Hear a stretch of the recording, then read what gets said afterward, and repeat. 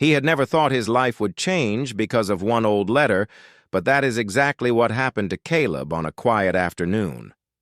The lawyer had handed him a sealed envelope and explained that his uncle, an uncle he barely remembered, had left him a ranch far out in the countryside. Caleb stood there confused, unsure why a man who had never written to him, never visited, and never bothered to stay in touch would suddenly give him a whole property. But he accepted the papers, thanked the lawyer, and decided to travel there the very next morning. He had no expectations. He only thought he would find an old wooden house, a few broken fences, maybe a few acres of land overgrown with grass. Nothing more. The journey took most of the day. The road was long and dusty, the sun burned hot above him, and the wind carried that dry smell of a place forgotten by time. When Caleb finally reached the top of a small rise, he saw the ranch below. His stomach tightened. The place looked worse than he imagined. The fence around the property leaned like tired old bones. The main house had missing shingles. The barn on the right side seemed almost ready to collapse. There were no animals anywhere, no signs of life, and not a single sound except the faint whistle of the wind moving through broken boards. Still, Caleb sighed, got off his horse, and walked forward. He had inherited something, and he was not the type of man to walk away from responsibility. Inside the house, dust covered every surface. The furniture was old, the windows cracked, and the air felt heavy, as if no one had walked through the rooms in years. But Caleb was used to hard work. He had grown up doing everything with his hands, fixing, cleaning, building, repairing, and he told himself that he could bring this place back to life. It would take time, patience, and strength, but he believed he could do it. He spent hours sweeping, opening windows, and carrying out broken pieces of wood. The sun slowly dropped behind the hills, leaving a soft orange glow on the horizon. Caleb lit a small lantern and placed it on the kitchen table. He felt tired, but proud that he had made a little progress. As the night settled, the ranch grew strangely quiet. Too quiet. Caleb walked outside to breathe some fresh air. He looked around the property, studying the shapes of the barns and sheds in the moonlight. Something inside him felt uneasy, though he could not explain why. He listened again. At first, he heard only the wind. Then, something else. A weak sound, almost like a soft cry or a muffled voice. Caleb froze, his ears sharpened. The sound came again, faint but real. It came from the far barn, the old storage barn on the far side of the property. Caleb's heartbeat quickened. He grabbed his lantern and started walking toward the barn. Each step felt heavy. The night around him grew colder, and the wind brushed against his back. When he reached the large wooden doors of the barn, he placed his hand on the iron handle. The door creaked loudly as he pushed it open. The lantern light spread into the darkness, revealing dust floating in the air like tiny glowing insects. What he saw made him stop breathing for a moment. Inside, 8 young Apache girls were suspended by rough ropes around their wrists. They were not hurt, but they were exhausted, barely able to stand, their feet touching the floor only lightly. It looked as if someone had left them tied that way for hours, maybe even days. Their clothes were dusty, their faces pale with fear and weakness. When they saw Caleb, their eyes widened and they pressed together as if expecting him to be another danger. Caleb shook inside. He had never seen anything like this. His first instinct was to step forward and help, but he knew sudden movement might scare them more. So he lifted his hands slowly to show he meant no harm. His voice came out soft and calm as he said, "It's okay. I'm here to help you. I won't hurt you." The girls did not answer. They only watched him with wide, frightened eyes. Caleb moved closer, one slow step at a time. He placed the lantern on a crate to free his hands. He gently touched the first rope and whispered, I'm just loosening it. You'll be okay." He worked carefully, making sure not to pull too hard or too fast. When the first girl's arms were free, she stumbled, her legs trembling. Caleb caught her gently before she fell. She pulled away at first, frightened, but he stepped back to show he respected her space. The girl looked at him again, this time with confusion instead of fear. He continued carefully with the next girl, then the next. Each time he untied one, they stood together in a small group, watching him silently. By the time he reached the 8th girl, his hands were shaking from the emotional weight of what he was seeing. When the last rope fell loose, the barn felt different, less like a place of fear and more like a space where hope had started to return. Caleb stepped back, letting the girls breathe and recover. They were weak, swaying slightly, their legs stiff from standing too long. He noticed how young they all were, some around 13 or 14, some even younger. His chest tightened with anger, not directed at them, but at whoever had done this to them. But he kept that feeling inside. This moment was not about anger. It was about helping them. "I have food," he said gently. "Water, too. You can rest in the house. I'll stay outside if that makes you feel safe." The girls exchanged nervous glances. They still did not speak, but one of them, the tallest of the group, gave a tiny nod. That was enough for Caleb. He picked up the lantern and walked slowly, giving them space to follow if they wanted. They hesitated at the barn door, as if afraid the outside world might hold another danger. But the night air brushed their faces softly, and one by one they stepped out. Caleb led them toward the house, moving slowly so they could keep up. When they reached the porch, he stopped and pointed at the doorway. "You can go inside. The table is clear. I left water there. Please take what you need." The girls looked uncertain again. They were not used to kindness from strangers. But after a moment, the same older girl stepped forward and led the others inside. Caleb remained outside as he promised, sitting on the wooden steps of the porch. He stared at the stars, trying to understand what he had just discovered. His inherited ranch was broken, empty, and silent. Yet inside it he had found 8 girls abandoned and frightened. How long had they been there? Who brought them? Why were they left behind? None of it made sense. Through the open window, he heard soft movements and quiet sipping sounds as the girls drank water. He felt relief knowing they were finally safe. He knew they needed rest, calm, and a sense of security. He planned to visit town in the morning, speak to the sheriff, and ask for help. But for tonight, his only job was to protect them. As the night grew deeper, Caleb stayed awake on the porch. He did not know what tomorrow would bring, but he knew one thing for certain. He could not leave those girls alone, and he would not let anything happen to them ever again. The ranch he inherited had brought him challenges, but it had also placed something important in his hands. 8 fragile lives depending on him. Caleb barely slept that night.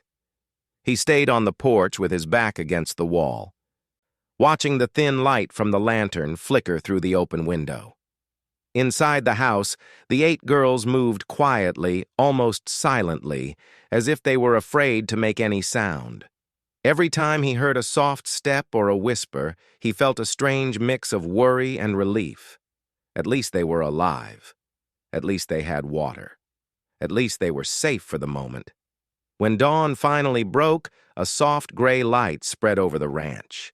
Caleb stood, stretched his stiff arms, and stepped inside the house. The girls were sitting together near the kitchen table. They had pushed their chairs close, almost forming a small circle. Their faces still showed fear, but they no longer looked as weak as the night before. Someone had found the water pitcher and poured it for the others. Someone had found a blanket and wrapped it around the smallest girl. They were taking care of one another, but they still kept their distance from Caleb. He spoke gently. "Morning, I'll make some food. You can eat as much as you want." They did not answer, but he saw a few eyes lift toward him with curiosity. He prepared simple food, warm soup from what he had, some bread and a little fruit. When he placed the bowls on the table, he stepped back again, letting them eat first. The girls ate slowly at first, as if unsure whether it was allowed. But soon hunger overcame fear, and the room filled with the soft sounds of spoons touching bowls. When they finished, Caleb cleaned the dishes and let them rest again. He knew he had something important to do, go into town and speak to the sheriff. Someone needed to know what had happened here. Someone in authority had to take this seriously. But when he stepped outside and prepared his horse, the girls suddenly followed him to the porch. They did not crowd him, but they stood close enough that he felt their presence. One of them, the girl who seemed slightly older than the rest, held a small piece of cloth in her hand. She stepped forward slowly and tugged at his sleeve, not aggressively, just enough to make him stop. Caleb looked down at her. "I'll be back," he said softly. "I'm going to get help." The girl shook her head. She pointed to the road, then made a gesture of fear, her fingers trembling, her eyes narrowing as if she imagined someone dangerous out there. Caleb understood. She did not trust the road, the law, or the people in town. Something had happened to make her believe no one outside their small group could be trusted. Still, Caleb had to try. "You'll be safe here. I'll lock the door. I won't be gone long." The girl hesitated, then looked at the others. They all lowered their heads. Not one of them wanted him to leave. Caleb felt a sudden weight in his chest. They had already been abandoned once, perhaps more than once. They were terrified it would happen again. He knelt down to their level so they would not feel smaller than him. "I won't leave you alone forever," he said gently. "Just for a few hours. I need to ask someone for help. You deserve safety, someone to protect you. I can't do everything alone." Again, the older girl shook her head. She pointed toward him, then toward the house, then made a small motion of her hands closing as if saying, "Please stay. Please keep us safe yourself." Caleb had never felt such a pull inside his heart. He looked at their frightened eyes and knew the truth. They did not trust the law. They trusted him. But he still needed to try. He placed the reins over his horse's neck and gently said, "I'll come back. I promise." The girl stepped back reluctantly. Caleb mounted his horse and rode toward town, feeling their eyes on his back the entire time. The ride took nearly an hour. When he reached the sheriff's office, he entered quickly. The sheriff, a tired-looking man with a thick mustache, sat behind a desk with piles of paper in front of him. He glanced up. "What brings you here, Caleb?" Caleb explained everything, what he found, how the girls looked, how weak they were, how they had been tied inside the old barn. He left out nothing. He expected the sheriff to stand up immediately and say, "Let's go help them." But the man only scratched his beard and sighed. "That land belonged to your uncle, right?" he asked. "Yes," Caleb replied. "I found the girls on my first night there." The sheriff nodded slowly. "Look, Caleb, I don't have enough men to go out there right now. And this sounds like something complicated. If they're Apache, it becomes a tribal matter. Not really mine to interfere in." Caleb felt his jaw tighten. Complicated or not, they're children. They were left tied in a barn. They need help. "I understand," the sheriff said, raising his hands. "But without proof, without knowing who put them there, and without the tribe contacting us first, I can't start something official. You know how it is." Caleb stepped back. "So you won't do anything?" The sheriff sighed again. "Not today." Caleb walked out of the office with anger burning inside him. Not wild anger, but a deep, steady disappointment. He rode back toward the ranch thinking about everything. If the law would not help, then he would have to do it alone. He could not leave those girls unprotected. He would have to take responsibility, no matter how heavy it felt. When he arrived back at the ranch, the girls were waiting by the porch. Their faces brightened the moment they saw him. Caleb felt something inside him ease. They had believed he would return, and he had. The fear in their eyes softened when he dismounted and walked toward them. "I'm back," he said gently. "Everything is okay." Their shoulders relaxed. Some even let out a small breath, as if they had been holding it the whole time he was gone. Caleb led them inside. They gathered around the table again, and he sat across from them. The oldest girl finally spoke, her voice weak but steady enough to form a few words. "We thought you not come back." Caleb shook his head. "I keep my promises." The girl studied him for a long moment, then slowly nodded. Her trust in him grew a little more. He knew the girls needed rest, safety, and healing. He also knew they needed to be clean, fed, and given a warm place to sleep. So he began creating small spaces for them, spreading blankets, fixing broken boards, and opening windows to let the fresh air in. The girls watched him work, still quiet, but their eyes followed him everywhere he went. They seemed to find comfort in his presence, as if he was the only steady thing left in their world. As the hours passed, the ranch no longer felt as empty.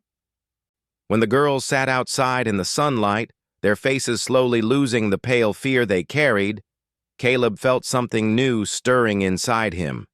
A sense of responsibility, yes, but also a deep desire to protect them, to make sure nothing ever harmed them again. Later, when evening settled, Caleb prepared dinner and placed the plates in front of them. They ate more confidently now, and a few even exchanged small smiles with one another.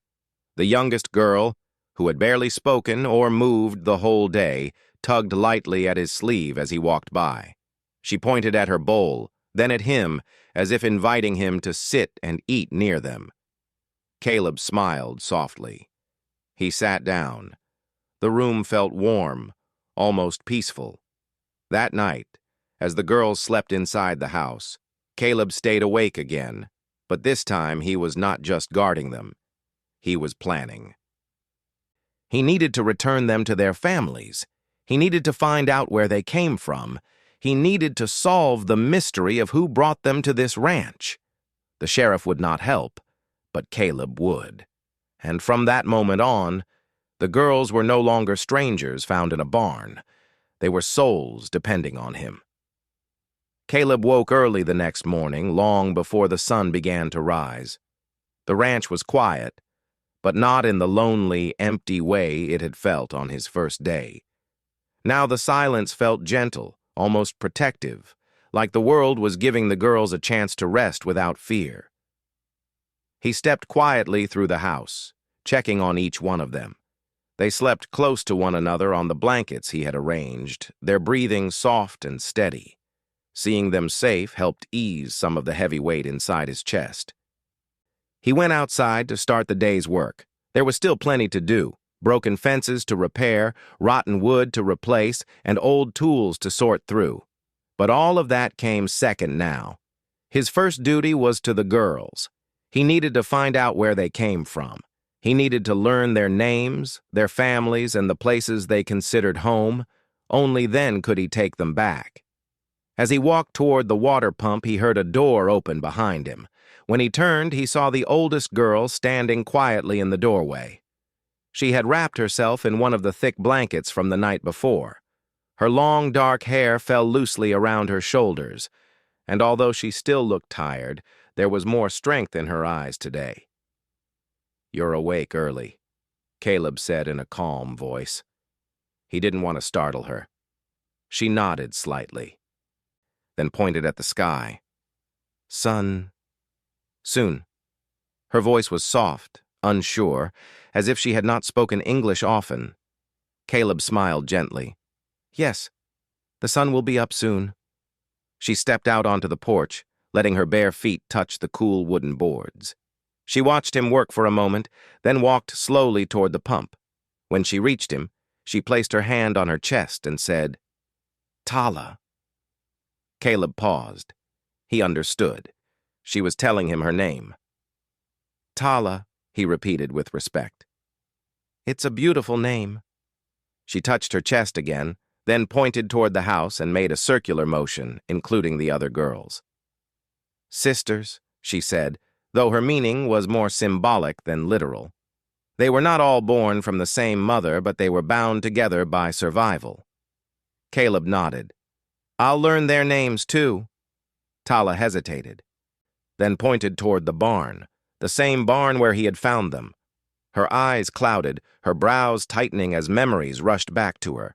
She made a gesture of ropes around her wrists, then shook her head quickly as if trying to erase the thought. Caleb lowered his tools and spoke gently. You're safe now. No one will harm you here. Tala looked at him for a few long seconds, as if studying his face to see if his words were true. She seemed satisfied and gave a small nod. Then she went back inside. By morning, all 8 girls were awake. Caleb fed them again and encouraged them to drink plenty of water. Their faces looked brighter, their eyes more alert. Some of the youngest girls clung to one another, afraid to leave each other's side, but they no longer jumped at every sound. After breakfast, Caleb sat on the floor with them. He wanted to learn as much as he could without frightening them. Tala sat beside him, acting almost like a leader or translator for the others. One by one, they shared their names: Lumi, Kashe, Nea, Pana, Suri, Kima, and little Yanni, the quietest of them all. Caleb repeated each name carefully, trying not to mispronounce them. The girls seemed surprised that a stranger cared enough to remember. Then he asked carefully, Do any of you know which direction your families live? Maybe where your village is? At first, there was silence. The question brought hesitation and a bit of worry. Finally, Tala lifted her hand and pointed toward the distant mountains. Her gesture was wide and uncertain, but it was a start. Caleb leaned forward. Far? Tala nodded. Many days? He asked. Again, she nodded. He looked at all 8 of them and spoke softly. I will take you home. Not today, maybe not tomorrow, but I will take you back. The girls exchanged small, hopeful looks. For the first time since he found them, Caleb saw real light in their eyes. He spent the rest of the morning gathering information. Some of them had small details to share: a river near their home, a tall cliff, a place where certain trees grew. Caleb listened to every clue, building a mental map of their journey. When the sun reached its highest point, Caleb went outside to repair the wagon. They would need it for the trip. The girls followed him, sitting in the shade nearby. Some watched him work. Others played with pieces of straw or small stones from the ground. It was a simple scene, but peaceful. And for a moment, Caleb felt like the ranch was becoming alive again. After a while, Tala approached him. She tapped his arm gently and pointed toward the road leading away from the ranch. She then shook her head, her face tightening with worry. You think someone might come back? Caleb asked. She nodded once. Do you know who? She struggled with the words. Bad men. Take girls. Sell girls. Her voice shook. She lowered her eyes. Caleb felt something sharp twist inside him, but he kept his expression calm. He didn't want to frighten her. They won't touch you here, he said firmly, and they will never take you again. Tala looked up at him as if trying to decide whether to believe him. Then she gave a small, thankful nod and walked back toward the others. As evening approached, Caleb finished working on the wagon. His hands were sore, but his determination grew stronger. He needed to make a plan. The law would not help him. The men who left the girls might come looking for them, and the journey to their homeland would be long. He went inside, where the girls were preparing their blankets again. He sat down among them, and the older ones gathered close, sensing he had something important to say. I have a plan, Caleb said, but I need your help. I want to take you home. But I need to know if your people are far into the mountains or beyond them. Tala drew a shape on the dusty floor, two mountains with a line curving past them. Then she tapped the far side. Caleb understood. They were far beyond the mountain ridge, deep into Apache territory. "That's a long trip," Caleb said. "Days of travel, maybe weeks." Tala nodded. But her eyes held determination. The other girls watched Caleb carefully, waiting for his next words. "I will take you," he said quietly, "even if it takes a long time." The girls exhaled softly, relief washing over their faces. But Caleb knew there was another problem: food. He would need enough supplies to feed 8 children and himself during the journey. The wagon needed more repairs. The horses were tired, and there might be danger along the way. Still, he did not back away. After dinner, the girls sat around the small fireplace as Caleb told them simple stories. Nothing grand, just small tales from his childhood. Things that made his voice gentle and steady. He wanted them to feel calm before sleeping. Little Yanni, the smallest girl, crawled closer during one story and rested her head on Caleb's knee. Even though she didn't speak, her action said everything. She trusted him now. Caleb placed a hand on her back softly, making sure she felt safe. When night came, the girls fell asleep faster this time. Their breathing was peaceful, their faces calmer. Caleb stepped outside again, as he had done every night since finding them. He looked across the ranch, feeling the wind brush against him. Tomorrow he would gather supplies.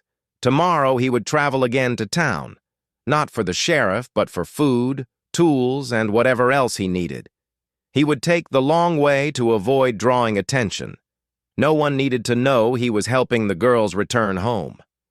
He watched the stars glowing high above, bright and steady.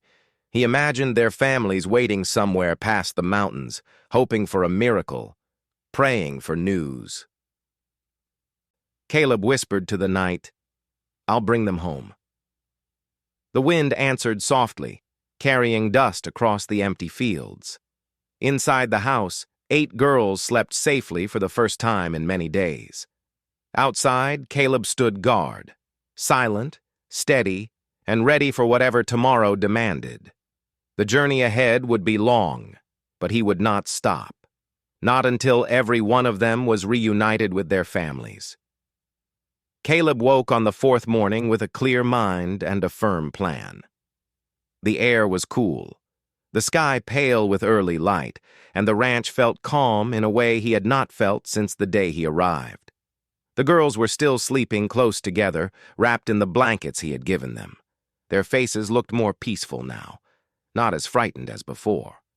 Seeing them resting safely gave him strength. He knew today would begin the most important part of their journey, preparing to take them home. He stepped outside to check the wagon. He had already replaced the damaged boards, tightened the wheels, and tested the harness. But he checked everything again, wanting no mistakes. 8 young lives depended on him, and he refused to take any chances. After he finished, he walked to the barn to gather supplies: old rope, extra blankets, a few tools, and whatever food he had left. He stacked everything neatly in the wagon. By the time the sun rose fully, the girls were awake. They came outside and stood together quietly, watching him load the wagon. Tala walked toward him, her eyes filled with questions. "We go today?" she asked softly. Caleb nodded. "We start getting ready. But first I need to go to town again for supplies. I'll take the long path this time, the one behind the hills. It's safer." At the mention of him leaving again, several of the girls grew tense. Little Yanni even took a step forward, holding the edge of his shirt like she was afraid he would vanish. Caleb knelt down and spoke calmly. "I'll return before sunset. I won't go near the roads where trouble might come. And I will return. I promise you." Tala placed her hand gently on Yanni's shoulder, helping her relax. The other girls nodded slowly. They trusted him now, even if the thought of watching him ride away made them uneasy. Before leaving, Caleb showed them how to lock the door from inside. He tested it twice, asking Tala to open it and close it so she understood perfectly. Then he saddled his horse, gave the girls a reassuring smile, and rode off along a hidden path through the tall grass. The trip to town was quiet. Caleb avoided the main road completely, circling around small hills and rock formations. When he reached the edge of town, he tied the horse near a grove of trees instead of entering from the main street. He went into the general store, buying flour, dried fruit, jerky, blankets, medicine, and small wooden cups for the girls. The storekeeper looked at him strangely as he bought so many supplies, but Caleb acted calm, pretending it was just for ranch work. After that, Caleb visited the blacksmith. "I need stronger horseshoes," he said, "and fast." The blacksmith simply nodded and got to work. Caleb waited anxiously, tapping his boot against the ground. He wanted to return to the ranch as quickly as possible. When everything was ready, he packed the supplies carefully onto the horse and rode home at full speed. When the ranch came into view, the girls ran out onto the porch. Their faces lit up the moment they saw him. Even from a distance, Caleb could see relief in their eyes. They had feared he would not return, but he had come back exactly when he promised. Tala stepped forward as he dismounted. "You came back fast," she said, her voice filled with both surprise and gratitude. Caleb smiled. "I told you I would." The girls helped carry the supplies into the house. Their hands were small but eager. For the first time since he found them, they moved with energy, even excitement. They seemed to understand that the journey to their families was finally getting closer. Inside, Caleb laid everything out neatly on the table: food, blankets, tools, and a map. The girls gathered around, staring at the items with wide eyes. Some of them ran their fingers over the blankets, amazed by their softness. Others studied the map with curiosity, even though they could not read the words. Caleb pointed to the area beyond the mountains. "Your families are somewhere here," he explained. "We'll follow the safest paths. The journey will be long, but I'll take you home." The girls nodded. The room filled with a gentle, hopeful energy. After dinner, Caleb sat outside on the porch. Tala joined him, sitting a few feet away. She waited quietly for a moment before speaking. "We want to go home," she said. "But we afraid. Road dangerous." "I know," Caleb replied softly. "But I will protect you. I will not let anything happen to you." Tala looked at him for a long time. "Why you help us?" she asked. Caleb hesitated. He had not fully understood the answer himself at first. But now he did. "Because you needed someone," he said, "and because no one else stepped forward. I couldn't walk away." Tala nodded slowly, her eyes reflecting the warm light from the house. "You good man," she whispered, the words simple but sincere. Caleb looked away thoughtfully, humbled. He wasn't trying to be a hero. He was just trying to be decent. But to the girls, this simple decency meant everything. The next morning, preparations began. Caleb showed the girls how to fold blankets and pack the wagon. They worked together, turning the small ranch house into a place of careful organization. He tied the supplies tightly, leaving space for the girls to sit comfortably.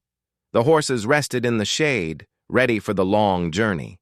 When everything was ready, Caleb gathered the girls near the wagon. "We leave at sunrise tomorrow," he said. "Tonight, sleep well. We need our strength." That night, the ranch felt different. Not broken, not lonely, but alive. The girls whispered softly among themselves, their voices carrying small bits of hope. Caleb listened from the porch, smiling faintly. He knew their journey would be hard. He knew dangers existed.